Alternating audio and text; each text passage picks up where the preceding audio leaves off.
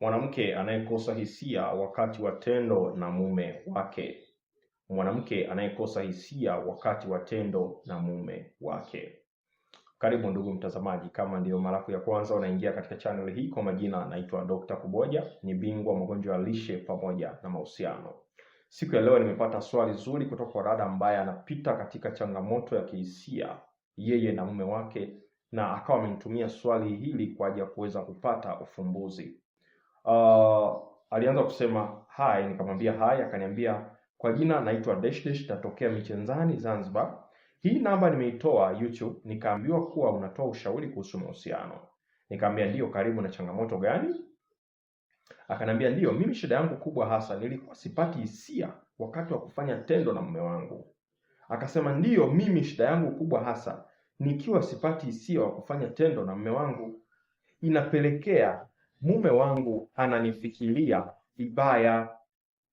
Nikamwambia nitahitaji kuongea na wewe, utalipia huduma ya ushauri nasaha kisha utanipigia. Kwa nikawa nimempa maelekezo, na kama ilivyo ada yetu wa Tanzania, akisikia kwamba huduma ya ushauri nasaha unatakiwa uweze kuchajiwa huduma ya ushauri nasaha, anakimbia moja kwa moja.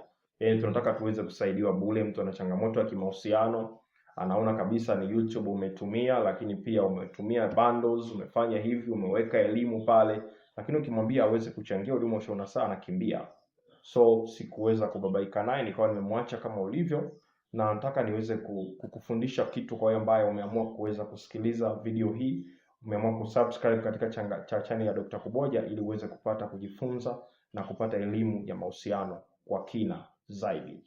Sasa basi, dada huyu anasema mimi shida yangu kubwa ni sipati hisia wakati wa kufanya tendo la ndoa na mume wangu. Yeye anasema shida yake kubwa hapati hisia wakati wa kufanya tendo na mume wake. Lakini pia hiyo haitosha, anasema mume wake amekuwa akimfikiria vibaya, huenda kuwa anahisi kwamba huyu mwanamke ni mshenzi, anachepuka huyu. Sasa anasema hiyo imekuwa ni changamoto kubwa kwake. Sasa nataka niweze kuongea na wanaume. The way unavyoishi na mke wako, yaani hisia mpaka kuweza kupotea. Mwanzoni kama hisia zilikuwepo alafu zikaondoka, nyie wawili ndio mliosababisha hisia zikaondoka.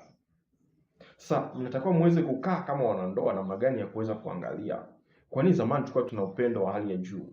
Kwa nini zamani tulikuwa tuna bondi nzuri mimi na wewe, tunakumbatiana muda wote, tunapiga story pamoja, tuna muda wa kuweza kujuliana hali, tunaongea mambo yetu ya kimahusiano. Kwa nini sasa hivyo vitu vimepotea? Pateni muda wa kuweza kukaa na kuweza kujadili haya mambo. Sasa shida inapokuja ni kwamba wanandoa wengi they don't have time for this. Wanaangalia tu kwamba tuko busy na kutafuta hela na nini, na kuna wanaume ambao wanawaita wapumbavu. Wanasingizia kwamba mimi niko busy na hela, sio nini na nini. Wanawake wanahitaji muda. Napata kesi za wanandoa wengi sana ambazo waume zao wana hela. They give them everything, wanawapa magari ya kuendelea. Lakini kama hauwezi kutenga muda, kama hauwezi kutengeneza muda kwa mke uliye naye, kama hauwezi kutenga muda hata kama ni bilionea kiasi gani. Na ndio maana mke wa Bill Gates aliomba talaka na wakagawana pesa. Kwa nini? Kwa sababu yule mwanamke, shida sio pesa. Shida ni namna unavyojali hisia zake na kuweza kurespond katika mahitaji yake ya kihisia. Kwa ni moja ya vitu ambavyo wanandoa watakiwa waweze kujua. Umeona kabisa mke wako sasa hivi amepoteza ushirikiano katika tendo la ndoa.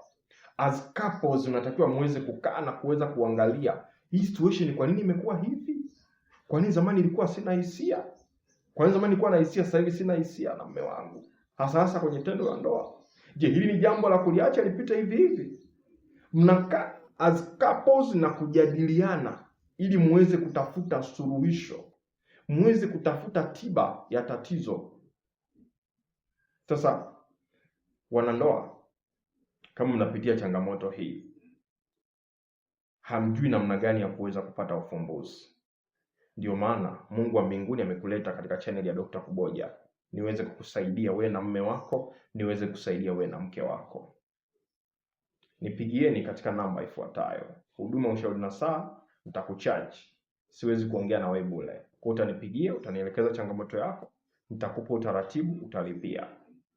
Nipigie kwenye namba ifuatayo: 0765 0765493645, 0765493645. Dr. Kuboja, suluhisho la mahusiano yako, suluhisho la afya yako. Karibu nikuhudumie.